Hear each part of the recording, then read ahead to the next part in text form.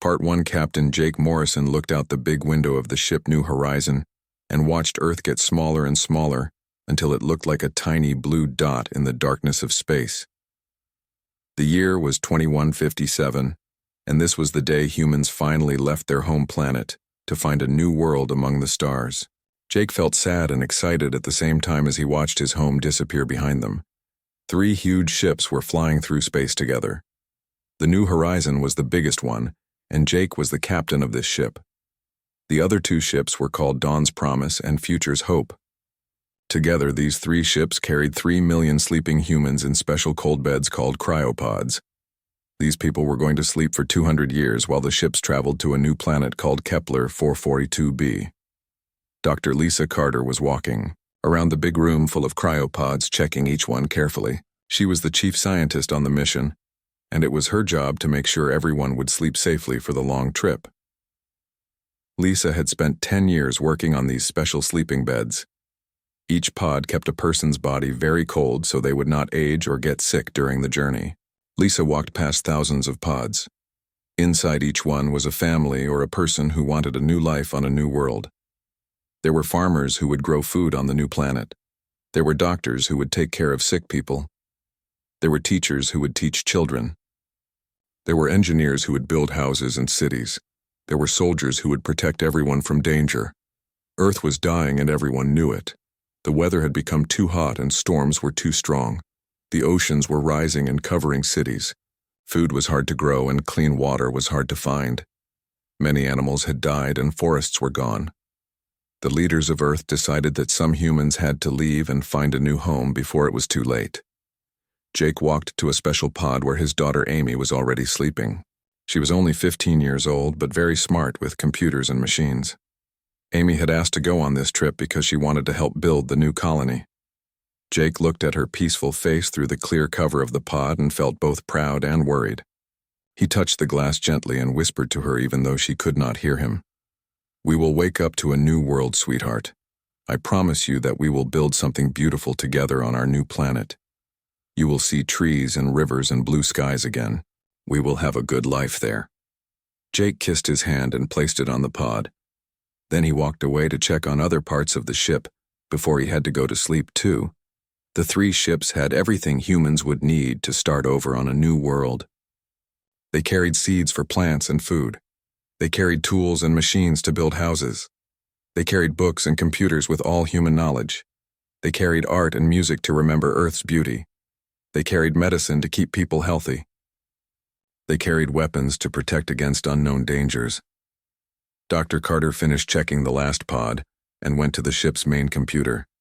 She typed commands to start the long sleep program. All around the ship, lights dimmed and the temperature dropped.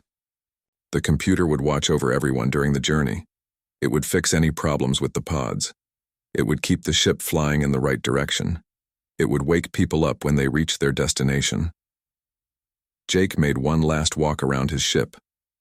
In the big storage rooms, he saw farming equipment that would help grow food on the new planet. In other rooms, he saw building machines that would help construct the first colony. Everything was ready for the long journey ahead. The ship's engines were working perfectly and all systems showed green lights on the control panels. It was time for Jake to sleep too. He walked to his own cryopod and looked around the bridge one more time. Through the windows, he could see the other 2 ships flying beside them like loyal friends. Their lights blinked in the darkness, showing they were also ready for the long sleep. Jake took off his captain's uniform and put on the special sleeping clothes. Dr. Carter helped Jake get into his pod. She checked all the tubes and wires that would keep him alive during the sleep. Lisa smiled at him and said everything looked good. Jake closed his eyes as the cold started to make him sleepy. His last thought was about Amy and how happy she would be to see the new world when they woke up. The 3 ships flew silently through the empty darkness of space. Inside each ship, thousands of humans slept peacefully in their cold beds. They dreamed of green fields and clean rivers on their new planet. They dreamed of building new cities and raising children under alien suns. They dreamed of a future where humans could live and grow without fear. But the sleeping humans did not know that their radio signals had been traveling through space for many years. These signals told any listening aliens that Earth existed and where it was located. The signals also showed that humans were now traveling to other planets. Someone very dangerous had been listening to these signals and making evil plans. Far away in a different part of space lived a race of terrible creatures called the Zephyrians. They looked like giant insects with hard shells and sharp claws. They had no mercy and no kindness in their hearts. For hundreds of years they had been conquering other planets and making slaves of any creatures they found alive. General Vexhar was the most feared Zephyrian commander. His shell was black as space and his eyes glowed red like dying stars. When he heard the human radio signals, he became very interested.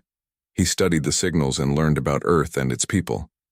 He marked Earth's location on his star maps and began planning how to conquer the humans when they arrived at their new planet. Vexhar called his officers to a meeting on his giant warship. He showed them the human signals and explained his plan. The humans would be perfect slaves because they were smart and could build things. Their new colony would be easy to attack because they would not expect danger on their new world. The Zephyrians would wait and watch and then strike when the humans were most vulnerable. The sleeping humans continued their peaceful journey through space while the evil Zephyrians prepared for war. Jake and Amy and Lisa and all the others dreamed of hope and new beginnings. They had no idea that their signals had doomed them to become targets of the galaxy's most ruthless empire. The long sleep continued as two very different futures moved toward each other through the vast darkness of space. While the human ships drifted silently through space with their sleeping passengers, the Zephyrian Empire began spreading across the galaxy like a terrible disease. General Vexhar commanded thousands of dark warships that moved from star system to star system, looking for new worlds to conquer. His soldiers were hungry for battle and their ships were filled with deadly weapons. The first world to fall was Altair Prime, home to a peaceful race called the Altarians. These gentle beings looked like tall humans, but had silver skin that shined like metal. They were masters of crystal technology and had built beautiful cities that sparkled in the light of their blue sun. The Altarians had never fought a war because they believed all problems could be solved with words and kindness. When the Zephyrian fleet arrived in the Altair system, the Altarians sent messages of welcome. They offered to share their crystal technology and invited the insect warriors to visit their cities as honored guests. Commander Kiranel of the Altarian Council spoke into her communication device with hope in her voice. "We greet you in peace, travelers from distant stars. Our world welcomes you with open hearts." General Vexhar listened to the peaceful message and laughed with cruel amusement. His voice was like grinding metal when he replied to the Altarians. "Peace is for the weak. Your world now belongs to the Zephyrian Empire. Surrender immediately or watch your cities burn." The Altarians could not believe that any beings could be so evil, and they tried again to make peace. The attack began at dawn on Altair Prime. Thousands of Zephyrian ships dropped from the sky like black rain. Their weapons fired red beams that turned the crystal cities into melted glass. The beautiful spires that had taken centuries to grow were destroyed in minutes. The Altarians ran in terror through their burning streets as giant insect soldiers landed among them with clicking claws and snapping jaws. Commander Kiranel barely escaped in a small ship as her homeworld fell. She watched through her ship's windows as the Zephyrians captured thousands of her people and loaded them into slave ships. The lucky ones died quickly in the fighting. The unlucky ones would spend the rest of their lives working in mines and factories for their insect masters. Altair Prime was conquered in just 3 days. News of Altair Prime's destruction spread quickly through space. Other alien races heard the terrible reports and prepared to defend themselves. The proud warrior race of Drakmor gathered their battle fleets and declared they would fight to the death. These reptile beings had sharp teeth and scales like armor. Their ships carried powerful weapons and their soldiers feared nothing. General Vexhar was pleased when he heard about the Drakmor challenge. He enjoyed fighting enemies who thought they were strong. The Zephyrian fleet met the Drakmor armada in the space between their worlds. The battle lasted for 7 days and filled the darkness with explosions and laser fire. Ships from both sides were destroyed and thousands of warriors died. But the Zephyrians had too many ships and their weapons were too powerful. One by one, the Drakmor battleships were overwhelmed and destroyed.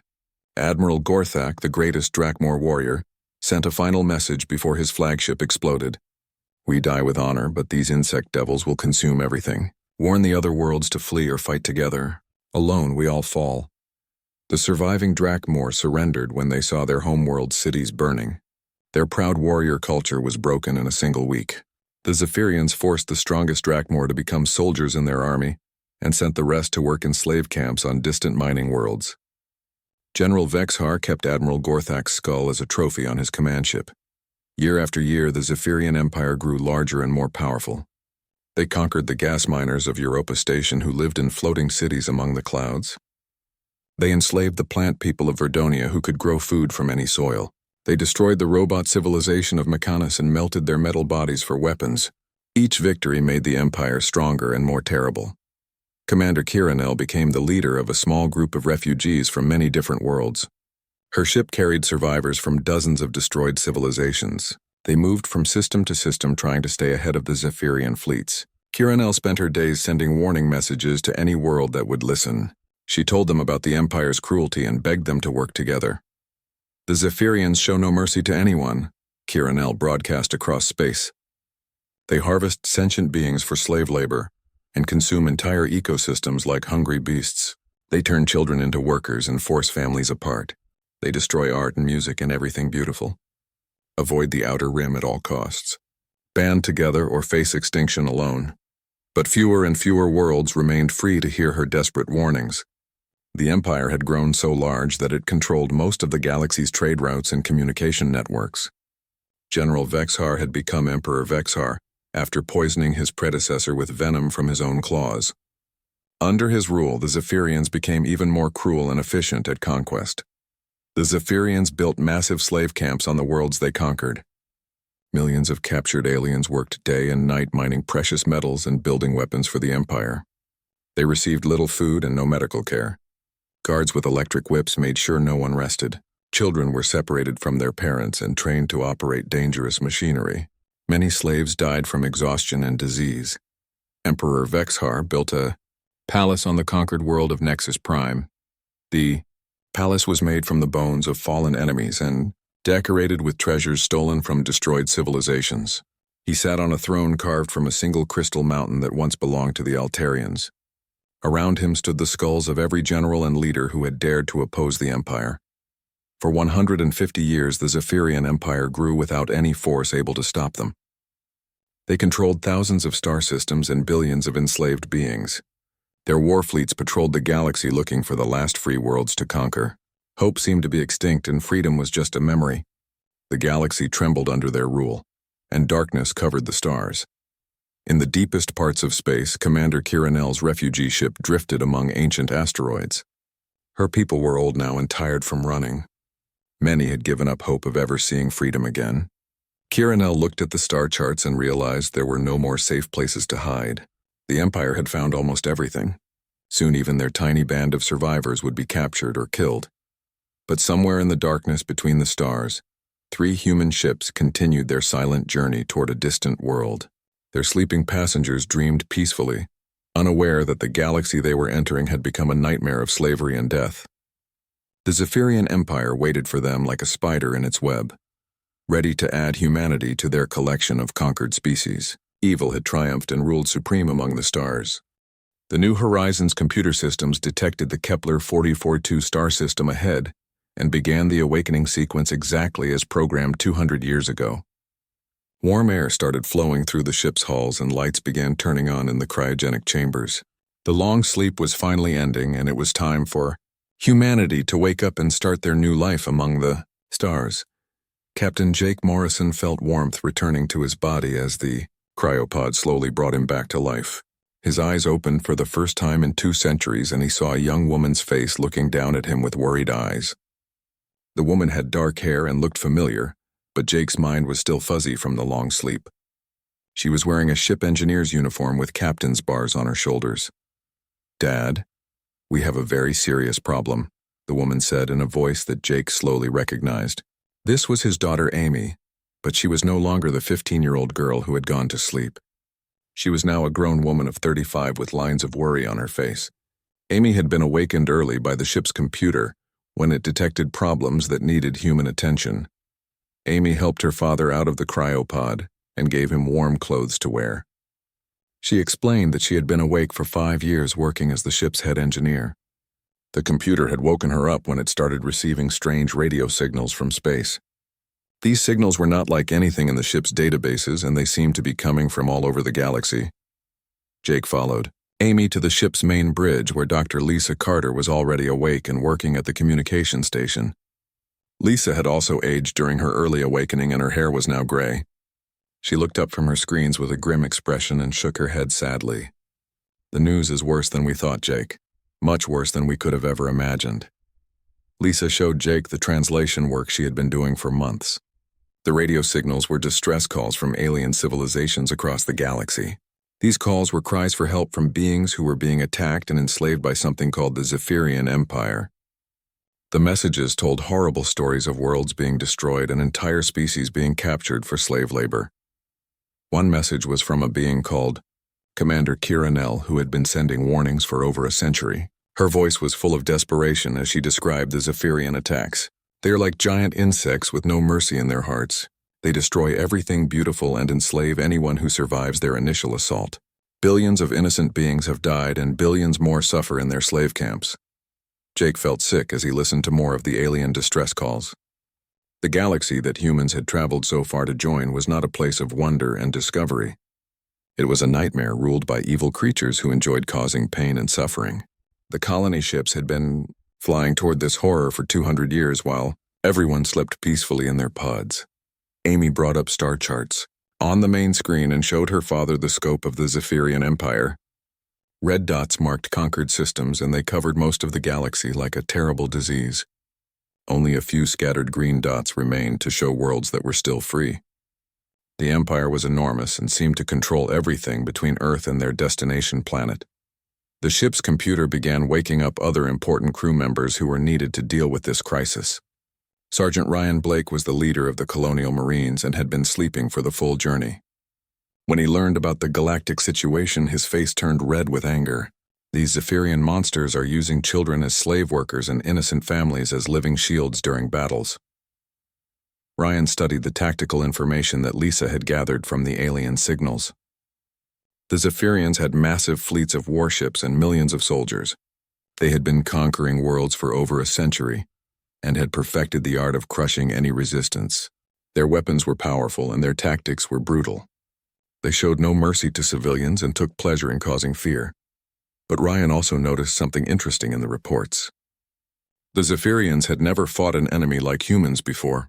All the conquered races had been either peaceful civilizations or individual warrior cultures fighting alone. None of them had the kind of military technology and strategic thinking that Earth had developed through centuries of human warfare. Amy led the group to a restricted section of the ship that had been sealed during the long journey. Inside were laboratories and workshops that had been operating automatically for 200 years. Robot systems had been conducting research and development using plans that Earth's greatest scientists had prepared before the ships launched. The results were incredible. The sleeping humans had no idea that their ships had been building new technologies during the long journey. Advanced computers had been designing better weapons and armor. Medical systems had been developing new medicines and healing devices. Engineering programs had been creating improved ships and tools. Everything was stored and ready for use when the colonists arrived. Jake and the others looked at displays showing quantum-powered energy weapons that could punch through any known armor. They saw medical devices that could heal wounds in minutes and computers that could predict enemy movements. There were stealth systems that could make ships invisible and defensive shields that could stop almost any attack. 2 centuries of automated research had created amazing technology. Dr. Carter ran analysis programs on all the technology and compared it to what they knew about Zephyrian capabilities. The results were encouraging. Human technology was actually more advanced in many areas. The Zephyrians were powerful, but they relied on brute force and overwhelming numbers. They had never faced enemies with superior technology and better tactical thinking. Amy showed them the most impressive discovery of all. Hidden in the ship's lower levels were 3 prototype warships that had been constructed during the journey. These ships were sleek and deadly-looking with weapons and armor beyond anything Earth had ever built. They had been designed specifically for combat using everything humanity had learned about warfare over thousands of years. The small group stood looking at the warships and realized they faced an impossible choice. They could try to avoid the Zephyrian Empire and find some hidden place to build their colony, or they could wake up the other humans and tell them about the galactic nightmare they had found. Either choice would change the future of humanity forever. Jake thought about all the sleeping families in the cryopods who had come so far hoping for a peaceful new life. He thought about the alien voices crying for help across space. He thought about Commander Kiranel and the few survivors still fighting against hopeless odds. Finally, he looked at his daughter Amy and saw strength and determination in her eyes, just like her mother had possessed. "We didn't come this far to hide from evil," Jake said quietly. "We came to build something better, and that means protecting innocent people who cannot protect themselves." Amy smiled and nodded in agreement. Ryan clenched his fists and prepared for war. Lisa began planning how to wake up 3 million humans and explain the terrible situation they faced. The awakening was about to become something much more than anyone had expected. Captain Jake Morrison called for an emergency assembly of all 3 colony ships. The awakening process began ship by ship as millions of cryopods opened and released their sleeping passengers. People emerged confused and groggy from their long sleep, expecting to see a beautiful new planet waiting for them. Instead, they found themselves gathering in massive meeting halls to hear terrible news about the galaxy they had entered. Families sat together holding hands as Jake stood before the enormous crowd of 3 million humans. Behind him were giant screens showing star maps covered in red dots that marked conquered worlds.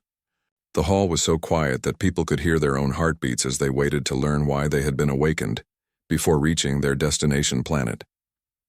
"My fellow humans," Jake began with a heavy voice, "we left Earth hoping to find peace and safety among the stars. But we have discovered that this galaxy is ruled by an evil empire that enslaves entire civilizations. While we slept, billions of innocent beings have suffered and died under the cruelty of creatures called the Zephyrians." Dr. Lisa Carter stepped forward and activated recordings of the alien distress calls. The voices of dying civilizations filled the great hall as people listened in horror. Children crying for their parents, soldiers screaming final battle cries, scientists begging for someone to save their research before it was destroyed. The sounds of suffering echoed through the ship as humanity learned the truth. A woman in the crowd stood up with tears in her eyes. "Are we safe here? Can we still build our colony and live in peace?" Jake shook his head sadly and pointed to the star charts. "The Zephyrian Empire controls the space around our destination planet. If we try to land and build our homes, they will find us within months and make us all slaves." Sergeant Ryan Blake took the stage and his voice was filled with anger. "These monsters force children to work in dangerous mines until they die from exhaustion. They separate families and use civilians as shields during their attacks. They destroy art and music and everything that makes life worth living. This is not war. This is pure evil that must be stopped." Amy Morrison activated the main display and showed everyone the intercepted video footage from Zephyrian slave camps. The images were horrible beyond imagination. Alien beings of all ages working in dark tunnels while insect guards beat them with electric whips. Families torn apart and children forced to operate dangerous machinery. The audience gasped and many people began to cry. "But we also have hope," Amy announced as she changed the display to show the advanced technology their ships had developed during the journey. "For 200 years, our automated systems have been creating weapons and tools beyond anything the galaxy has ever seen. We have quantum energy cannons that can destroy entire fleets. We have medical devices that can heal any wound. We have armor that can stop any weapon." A man near the front raised his hand and spoke with a worried voice. "We came here to be farmers and teachers and doctors. We are not soldiers. How can we fight an empire that has conquered thousands of worlds?" Jake stepped forward and his voice became strong and determined. "We fight because we are human beings and we have never bowed to tyrants or bullies. Throughout human history, we have stood against evil whenever we found it. We fought against slavery on Earth. We fought against dictators who wanted to control the world. We fought against anyone who hurt innocent people. That is who we are and that is what we do. We did not travel across the galaxy to hide from monsters while good people suffer." Dr. Carter showed detailed analysis of Zephyrian technology compared to human capabilities. Their weapons are powerful but crude. Their ships are fast but poorly defended. Their tactics rely on overwhelming numbers and causing fear. They have never faced an enemy with superior technology and better strategic thinking. We can defeat them if we work together. Amy led the crowd to the lower levels of the ship, where the 3 prototype warships waited in hidden bays. These sleek vessels gleamed with advanced armor and bristled with quantum weapons. Each ship was controlled by artificial intelligence that could react faster than any living pilot. The humans stared in amazement at the deadly beauty of their secret fleet. The Zephyrians terrorized this galaxy while we slept peacefully in our pods, Amy declared as she gestured toward the warships. They thought they could rule through fear and cruelty forever. But they made one terrible mistake. They never planned for the day when humanity would wake up and see what they had done to innocent people. Now it is time to return the favor and show them what real terror looks like. The crowd began to cheer as they realized they were not helpless refugees anymore. They were the most advanced civilization in the galaxy, with technology that could challenge any enemy. More importantly, they had something the Zephyrians would never understand. They had courage born from protecting others instead of hurting them. Volunteers stepped forward to join the military effort. Engineers offered to build more ships and weapons. Scientists volunteered to improve their technology even further. Doctors prepared to treat wounded allies and soldiers. Even teachers and farmers found ways to contribute to the fight. Everyone understood that this was bigger than building a colony. This was about saving the galaxy from evil. Jake looked out at the determined faces of his people and felt proud of humanity. We came to the stars looking for a new beginning. Instead, we found our true purpose. We will be the guardians that this galaxy needs. We will free the enslaved worlds and protect the innocent. We will show the universe that human beings stand for justice and freedom. Ryan Blake began organizing the military volunteers into combat units. Each person was tested to find their best skills and assigned to appropriate roles. Some became pilots for the new warships. Others learned to operate the quantum weapons. Many joined support teams that would maintain equipment and provide supplies. Everyone had a part to play in the coming war. Dr. Carter established communication with Commander Kiranel and the other surviving resistance groups scattered across the galaxy. She sent them messages explaining that help was finally coming. The reply messages were filled with desperate hope as alien survivors learned that a new force was preparing to challenge the Zephyrian Empire. The 3 colony ships began transforming into mobile military bases. Workshops started producing weapons and armor around the clock. Training facilities were built where humans practiced fighting with their new technology. Medical centers prepared for casualties. Everything changed as peaceful colonists became determined warriors ready to fight for galactic freedom. Amy stood with her father on the bridge as their fleet prepared to enter Zephyrian-controlled space. The 3 warships were ready for their first mission, and volunteers were eager to test their advanced technology against the Empire's forces. Jake put his hand on his daughter's shoulder and smiled grimly. The galaxy was about to learn what happened when humans decided to fight back against evil. The human fleet chose the Proxima system for their first strike against the Zephyrian Empire. Intelligence reports showed a massive mining operation, where thousands of alien slaves worked in horrible conditions, extracting rare metals for the Empire's war machine. Sergeant Ryan Blake led the assault team while Dr. Lisa Carter coordinated, with Commander Kiranel and her rebel fighters who had been waiting decades for this moment. The 3 human warships approached, the system using advanced stealth technology that made them invisible to Zephyrian sensors. The enemy had no idea death was coming for them as they continued their brutal treatment of slave workers on the mining planet below. Zephyrian guards beat exhausted prisoners and forced children to work in dangerous tunnels while their officers planned new conquests. Ryan gave the attack order and human quantum weapons fired for the first time in combat. Beams of pure energy struck the Zephyrian defense platforms and tore through their shields like they were made of paper. The enemy stations exploded in brilliant flashes of light as their advanced armor proved useless against human technology.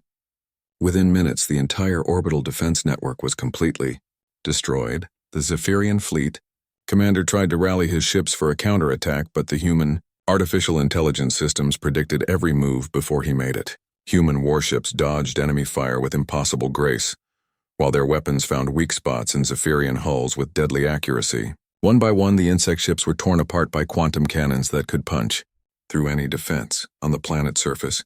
Ryan led marine teams in powered armor that enhanced their strength and speed beyond anything the galaxy had ever seen. They moved like ghosts through the slave camps, freeing prisoners and eliminating guards with precision strikes. The Zephyrian soldiers had never faced enemies who could fight with such skill and technology. Their cruel reign was ending in blood and fire. Commander Kiranel watched the battle from her refugee ship and could hardly believe what she was seeing. The humans fought like legends come to life. Their ships danced between enemy fire while delivering devastating attacks. Their soldiers moved with deadly grace and showed mercy only to the innocent. After decades of hopeless resistance, she was finally witnessing the Empire's defeat. News of the Proxima victory spread across the galaxy faster than Zephyrian officials could stop it. Slave populations on conquered worlds heard whispered stories of mysterious liberators who had destroyed an entire Imperial fleet. Resistance groups that had been hiding for generations began to hope again. The Empire's grip on the galaxy was starting to crack as fear turned into defiance. Emperor Vexhar received the battle reports in his bone palace on Nexus Prime and flew into a murderous rage. His red eyes blazed with fury as he studied the impossible defeat of his forces. "How can unknown aliens destroy our fleet so easily?" he demanded from his cowering generals. "Find out who these enemies are and bring me their heads, or I will feast on your organs instead." Zephyrian scientists analyzed the wreckage from Proxima and discovered technology that terrified them. The human weapons adapted to any defense system automatically. Their ships could repair battle damage while still fighting. Their tactical programs seemed to predict the future with frightening accuracy. This was not just superior technology. This was warfare evolved to a level the Empire had never imagined. The human liberation campaign spread across the galaxy like wildfire. Amy Morrison led engineering teams that upgraded captured Zephyrian ships with human technology for use by freed alien populations. Dr. Carter established medical stations that healed the wounds and diseases caused by decades of slavery. Jake coordinated the overall strategy that targeted key Imperial strongholds. World after world fell to the human advance as their quantum weapons proved unstoppable against Imperial defenses. The gas miners of Europa Station were freed and their floating cities restored to beauty. The plant people of Verdonia rejoiced as human medics healed their poisoned soil. The surviving Drakmor warriors joined the Liberation Army and fought with renewed honor beside their human allies. But the humans did not fight for conquest or revenge.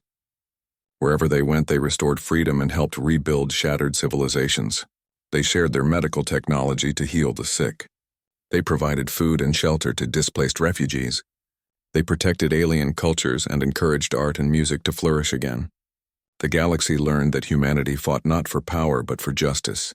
Emperor Vexhar gathered his remaining fleets for a final desperate assault on the human forces. He would stake everything on one massive battle that would either destroy these mysterious enemies or see his empire fall forever. The Emperor led his war fleet personally toward the liberated worlds where human ships waited for the ultimate confrontation between tyranny and freedom. The final battle took place in the Nexus system where the Emperor's palace had stood as a symbol of oppression for over a century. Thousands of Zephyrian ships faced the combined human and alien liberation fleet in the space between planets. The sky filled with weapons fire as two very different philosophies of existence clashed among the stars. Vexhar commanded his forces with desperate cunning, but human artificial intelligence outthought him at every turn. The Emperor watched in horror as his mighty fleet was systematically destroyed by weapons that seemed to anticipate his every command. His dreams of eternal empire crumbled as human ships carved through his defenses like they were made of cosmic dust. The Emperor's flagship was the last ship standing when Ryan Blake led a boarding party through its shattered hull. Vexhar fought with the fury of a dying beast, but human technology and tactics proved superior even in personal combat. The Emperor, who had terrorized the galaxy for decades, fell to weapons wielded by beings who fought for others instead of themselves. As the last Zephyrian stronghold fell, Captain Jake Morrison stood on the bridge of New Horizon, watching liberated aliens celebrate their freedom across dozens of worlds. Families reunited after decades of separation. Children played in gardens instead of working in mines. Artists created beauty where once there had been only fear and suffering. The galaxy was healing from its long nightmare. Amy joined her father at the viewport, and they watched together as alien ships of every design imaginable flew in formation with human vessels. Former enemies had become friends united by shared values of freedom and justice. "We slept for 200 years, Jake said quietly to his daughter. "But we woke up just in time to save a galaxy from evil." The galaxy learned a truth that would echo through history for thousands of years. Humanity did not just survive the journey between stars. They thrived when faced with impossible odds. When innocent lives were threatened, they became the most dangerous force in the universe. Not because they loved war, but because they loved peace enough to fight for it.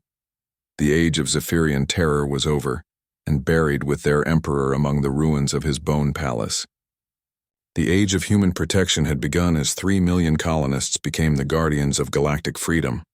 They had found their true purpose among the stars, not as conquerors but as protectors of all who could not protect themselves. The universe would never be the same.